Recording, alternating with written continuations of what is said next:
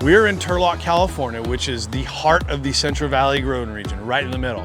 From where we sit, we can see Half Dome on a clear day. It's a beautiful setting where the Merced River and the watershed from the Sierra Nevada flows here. So we have a great climate, great water source, and a very functional soil system to be able to produce a range of crops. So it's a very special spot in California. One of the reasons we developed our products is that we have 5 children and we care about what they eat. And having healthy oils, healthy products in their lives is just a very important concept. Our 2 original products were an almond oil and a walnut oil. And these are cold pressed just like an extra virgin olive oil. Recently, we've discovered that almond oil makes a great mayonnaise. So we've launched the world's first ever almond oil mayonnaise.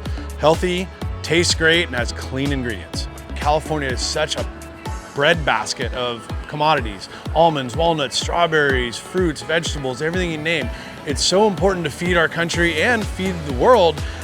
And what we do here is valuable, it's important, and we push the envelope on sustainability, on production measures. 97% of California farms are family owned, and they care about those from generation to generation. So to me, it's truly a success story and something that really needs to be told.